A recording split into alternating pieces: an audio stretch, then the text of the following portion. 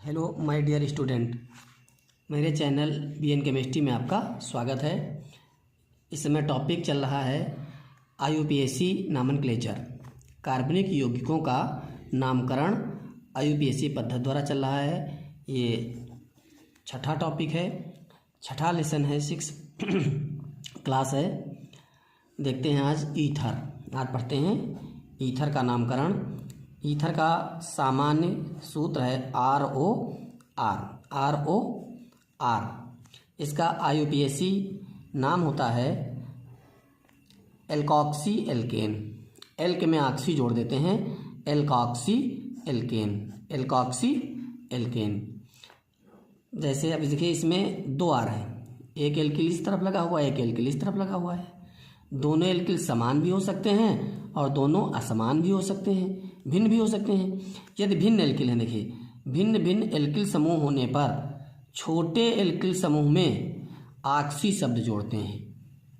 जिसमें कार्बन की संख्या कम होगी उसे एल्क बना करके उसमें ऑक्सी जोड़ेंगे। जिसमें कार्बन की संख्या कम होगी अर्थात छोटे एल्किल समूह में ऑक्सी शब्द जोड़ते हैं। एग्जाम्पल देख लेते हैं।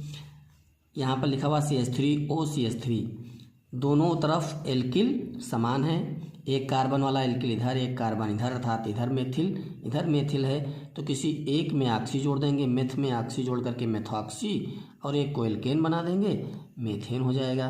तो इसका नाम क्या हो जाएगा भैया, बोलो? मेथॉक्सी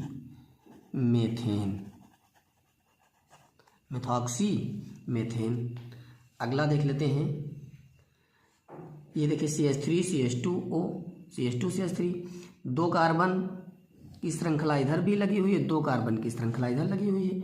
दोनों एल्किल समान हैं। कितने कार्बन वाले? 2 कार्बन वाले। दोनों तरफ 2 कार्बन मीन्स एल्क है, तो एक में ऑक्सी जोड़ देंगे और दूसरे में एथ है। एक में ऑक्सी जोड़ देंगे और एक को एल्केन बना देंगे। तो 2 कार्बन एथ हुआ, एक में ऑक्सी जोड़ते हैं तो क्या बन जाएगा भैया? एथॉक्सी, और एक को एल्केन बना देंगे, एथेन। एथॉक्सी एथेन बन जाएगा भैया, एथॉक्सी एथेन बन जाएगा। अगला देखते हैं। अब इसमें देखिए ऑक्सीजन, ईथर ये ऑक्सीजन है, फंक्शनल ग्रुप है ईथर का। इसके एक तरफ 2 कार्बन की चेन है, इधर 1 कार्बन की चेन है। अब एक में हम ऑक्सी जोड़ेंगे और को एल्केन बनाएंगे। ऑक्सी किस में जोड़ेंगे? बोलो भैया, बोलते रहो। ऑक्सी किस में जोड़ेंगे? जिसमें कार्बन की संख्या कम है, जिस चेन में कार्बन की संख्या कम है, या छोटा एल्किल समूह। तो छोटा एल्किल समूह तो यही 1 कार्बन का है, इधर 2 कार्बन का है। 1 कार्बन मेथ और इसी में ऑक्सी जोड़ देंगे तो ये क्या बन जाएगा? मेथॉक्सी। अब ये कार्बन गिनती में समझते हैं 1 2, अर्थात 2 कार्बन की चेन है, एल्केन बना देंगे तो इसे क्या बोलेंगे? 2 कार्बन को एथेन। Methoxy ethane. बहुत ध्यान समझना भैया। छोटा एल्किल समूह, उसी के अंत में ऑक्सी जोड़ देंगे। यहाँ पर 1 कार्बन था, यहाँ पर 2 कार्बन है, इसलिए 1 कार्बन वाले में ऑक्सी जोड़ेंगे और इसे मेथॉक्सी बना लेंगे। यहाँ आ जाते हैं, अगले एग्जाम्पल पर आ जाते हैं। देखिए यहाँ से इस तरफ भी लंबी चेन लगी है, इधर छोटी चेन है, तो ये तो पता हो गया कि अब हमें इधर ही ऑक्सी जोड़ लेना है। 1 कार्बन है, मेथ है, मेथॉक्सी हो जाएगा। अब बात करते हैं, इधर 3 कार्बन है तो तीनों कार्बन की हम मेन चेन बना लेते हैं। अब 1 2 3 गिनती करते हैं तो 1 2 3 दोनों तरफ से बराबर, अर्थात हम नंबरिंग दोनों तरफ से कर सकते थे 1 2 3। अब 3 कार्बन की चेन है तो 3 कार्बन की चेन तो प्रोपेन हो गई, लेकिन ये जो मेथॉक्सी लगा है वो दूसरे कार्बन पर है, तो इसका नाम क्या हो जाएगा? 2 मेथॉक्सी, क्योंकि ये दूसरे पर मेथॉक्सी लगा हुआ, दूसरे कार्बन पर 2 मेथॉक्सी, और इसे एल्केन बना देंगे। 3 कार्बन 2 मेथॉक्सी प्रोपेन हो जाएगा। इसका नाम क्या हो जाएगा भैया? 2 मेथॉक्सी प्रोपेन। कहीं पर कोई किसी प्रकार की कोई समस्या नहीं है। 2 मेथॉक्सी प्रोपेन। अगला देखते हैं, थोड़ा बड़ा एग्जाम्पल है, इसमें देख लेते हैं भैया। अब इसमें देखिए, पहले तो हम सबसे पहले फंक्शनल ग्रुप ही देखेंगे। ईथर ये ऑक्सीजन कहाँ लगा, ये लगा हुआ है, और इसमें सबसे छोटी कार्बन की चेन इधर लगी हुई है, तो ये तो हमारा मेथॉक्सी बनकर तैयार है। ये क्या बन जाएगा भैया, ध्यान देना, ये क्या बन जाएगा, मेथॉक्सी बन जाएगा। अब बात करते हैं ये मेन चेन जिसमें कार्बन है, तो 1 2 3 4 5 6 कार्बन, 6 कार्बन है, और इस 6 कार्बन की चेन में एक एल्किल समूह भी बन रहा है, क्योंकि ये साइड चेन छूट रही है ना। इसे नंबरिंग दर्ज करेंगे 1 2 3 4 5 6। तो ये 5 पर एक साइड चेन एक कार्बन की अर्थात मेथिल भी लगा हुआ है, और ये मेथॉक्सी भी लगा हुआ है। कहाँ पर, दूसरे कार्बन पर। 2 मेथॉक्सी हो गया, 5 पर मेथिल हो गया, और 6 कार्बन की चेन है।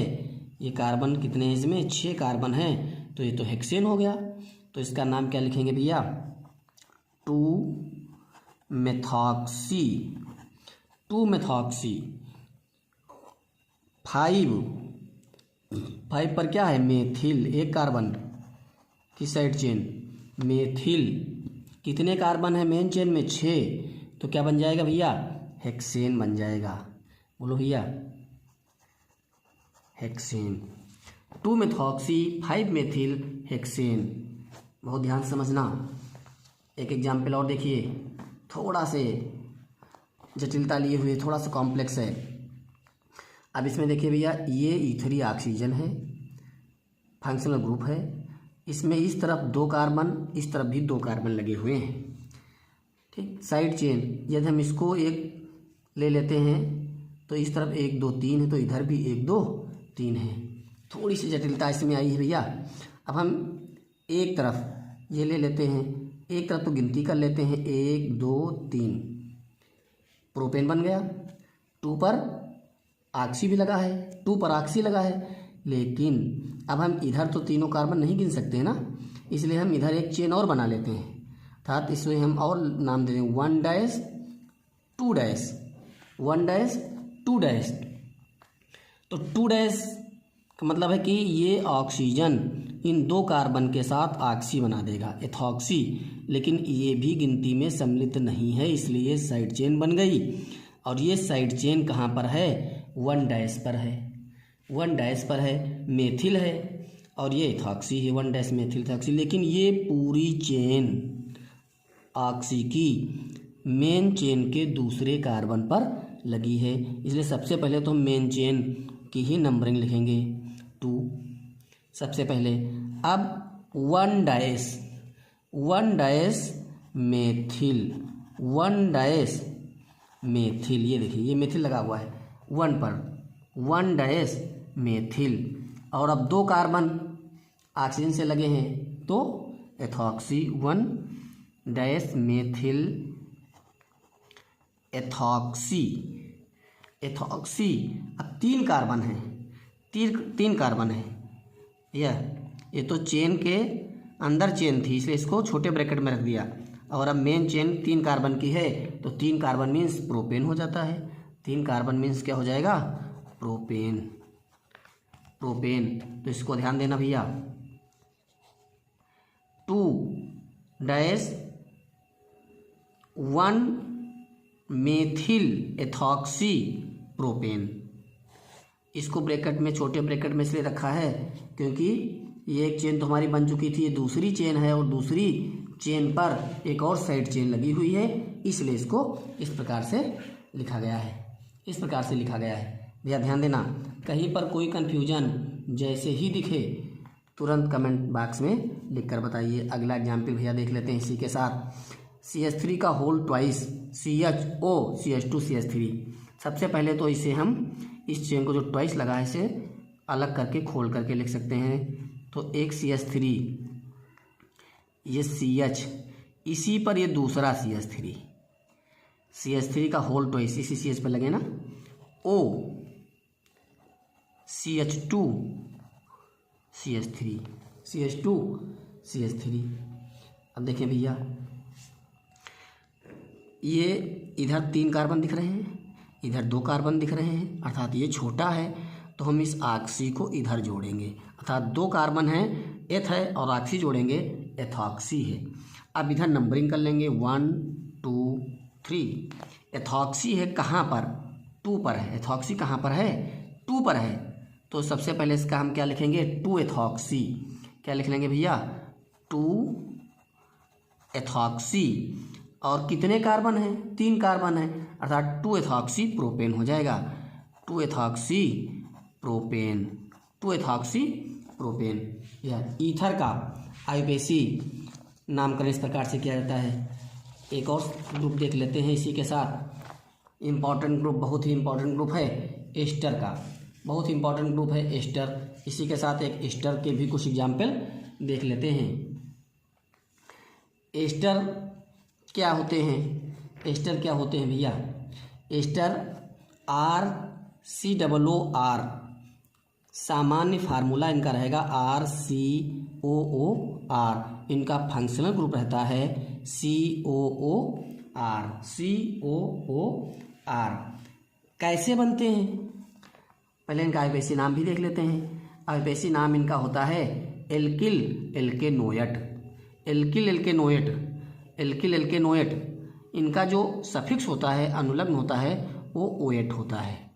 इनका अनुलग्न, अनुलग्न मीन्स सफिक्स क्या होता है? ओएट होता है। इनका सफिक्स होता है ओएट। चलिए आगे बढ़ते हैं इसी के साथ। ये बनते कैसे हैं थोड़ा इसमें भी देख लेते हैं। जब तक ये नहीं जानेंगे तब तक इनका नामकरण नहीं कर पाएंगे, इसलिए थोड़ा से देख लेते हैं कैसे बनते हैं। ये लिखा हुआ है RCOOH, RCOOH लिखा हुआ है, और ये लिखा हुआ है OHR, अर्थात एल्कोहल लिखा हुआ है। एल्कोहल और अम्ल, कार्बोक्सिलिक अम्ल और एल्कोहल की अभिक्रिया से एस्टर बनते हैं। अर्थात RCOOR में एक पार्ट रहता है एसिड का और एक पार्ट रहता है एल्कोहल का। जो कार्बन के साथ एल्किल लगा हुआ है वो एसिड वाला भाग है, वो एसिड का पार्ट है।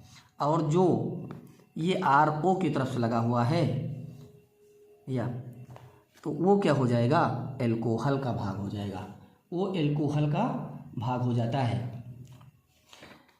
तो जो एसिड वाला भाग है वो ध्यान समझना, यहीं पर जो है समझ लेंगे, बस नामकरण हो जाएगा। ये वाला भाग पहचान में आ गया कि ये एसिड का भाग है, ये एल्कोहल का भाग है। जो एसिड का भाग होता है, यहाँ से हम कार्बन गिनते हैं और जितने कार्बन होते हैं उससे एल्केन बना करके उसमें OH जोड़ देते हैं। कार्बन की तरफ से इधर नंबरिंग करेंगे और जितने कार्बन होंगे उसी के अनुसार एल्केन बनाकर OH जोड़ करके एल्केनोएट बना देंगे। जबकि जो एल्कोहल वाला पार्ट रहेगा उसे हम एल्किल बनाएंगे।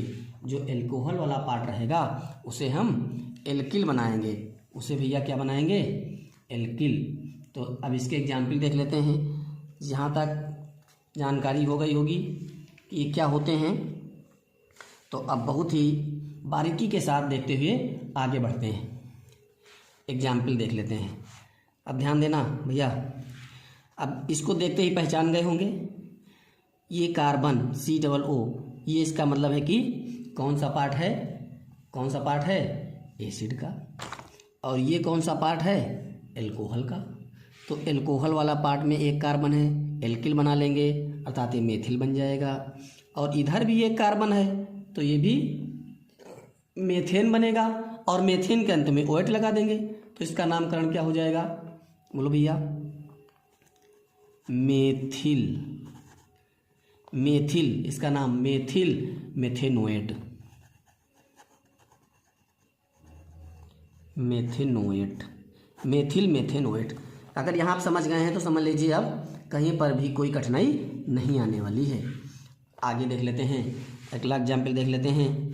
अब इसमें देखिए, अभी हमने बताया जो C से श्रृंखला जुड़ी हुई है इसे हम एल्केन बना करके OH जोड़ेंगे और जो ऑक्सीजन से जुड़ी हुई है इसे एल्किल बनाएंगे।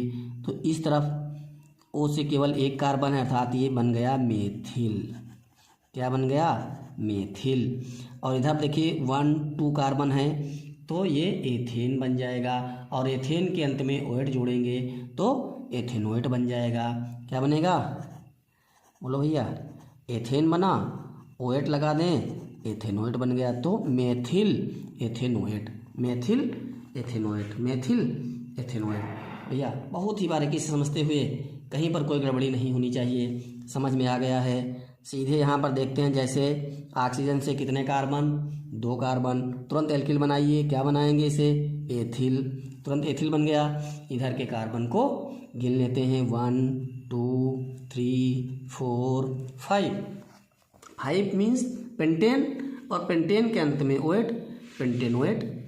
और ये एल्किल बन गया। कितने कार्बन? 2 कार्बन। तो क्या बना? बोलते रहिएगा भैया। एथिल बना। और ये पेंटेन और उसमें OH जोड़ देंगे, पेंटेनोएट। भैया पेंटेनोएट बन गया। Ethyl pentanoate, ethyl pentanoate. कहीं पर बिल्कुल बहुत ही आसान तरीके से समझ लीजिए कि इससे आसान विधि भैया नहीं मिलेगी और एक बार समझ में आने के बाद आप कभी नहीं भूलेंगे। आ जाते हैं अगले एग्जाम्पल पर। इसी के साथ अगला एग्जाम्पल भी देख लेते हैं। अब इसमें भी देख लीजिए भैया, सीधे बताया जा चुका है, कहीं पर कोई कन्फ्यूजन नहीं होना चाहिए, कहीं पर कोई कन्फ्यूजन नहीं होना चाहिए। ये ऑक्सीजन से जुड़ा हुआ ये भाग एल्किल बनता है। 2 कार्बन है, एथिल बन गया। 2 कार्बन है, एथिल बन गया। भैया 2 कार्बन है, एथिल बन गया। इधर के कार्बन गिन लेते हैं 1 2 3। 3 कार्बन की चेन बन गई, प्रोपेन हो गया। अंत में OH जोड़ेंगे, प्रोपेनोएट हो गया। लेकिन इसी में एक कार्बन की साइड चेन भी जुड़ी हुई है दूसरे कार्बन पर, अर्थात 2 मेथिल भी लगा हुआ है। 2 मेथिल भी लगा हुआ है भैया, 2 मेथिल भी लगा है। तो इसका नाम लिखते हैं एथिल। 2 मेथिल, 2 मेथिल ये लगा हुआ है।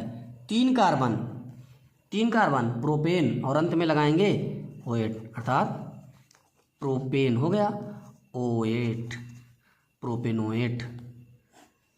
Ethyl, 2 methyl, propanoate. यह कहीं पर कोई डिस्टर्बेंस नहीं, बहुत आराम से समझ में आ रहा है। चलिए एक और एग्जाम्पल देख लेते हैं। एग्जाम्पल ये देखिए, देखने में तो लग रहा है कि नाम कठिन होगा, लेकिन नाम बहुत ही आसान। क्यों? क्योंकि अब पहचान जान चुके हो। इधर ऑक्सीजन से ये जुड़ा हुआ, इधर भी ऑक्सीजन से जुड़ा हुआ, अर्थात ये एल्किल बनेगा। 2 कार्बन है, एथिल बनेगा, ये भी एथिल बनेगा। अब इसमें 2 एथिल हैं तो डाई एथिल बन गया। 2 एथिल हैं तो डाई एथिल बन गया। अब ये कार्बन गिनेंगे तो ये कार्बन यहाँ से गिनेंगे 1 2 3, 3 कार्बन प्रोपेन बन गया। लेकिन इसमें OH 2 हो गए, एक OH यहाँ, एक OH यहाँ, डाई OH हो गए। कहाँ पर हैं? पहले पर और तीसरे पर। बहुत आसान। तो ये तो बन गया एल्किल।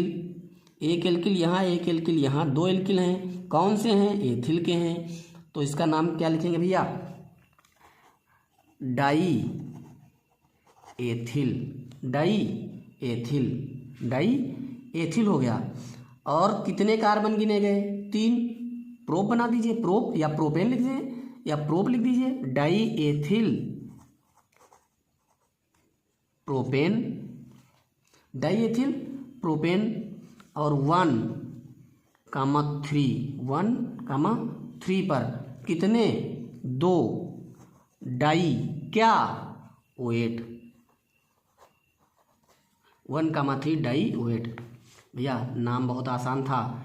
जैसे ही एल्कोहल वाला पार्ट दिखा हमने उसे एल्किल बना दिया। तो एक एल्कोहल का पार्ट यहाँ जुड़ा, एथिल बन गया। एक यहाँ एथिल बन गया तो 2 हो गए, डाई एथिल हो गया, डाई एथिल हो गया। और 3 कार्बन है श्रृंखला में, मेन चेन में, इसलिए प्रोपेन हो गया। OH 2 हैं 1 पर और 3 पर, इसलिए 1,3 डाई OH हो गया, डाई OH हो गया।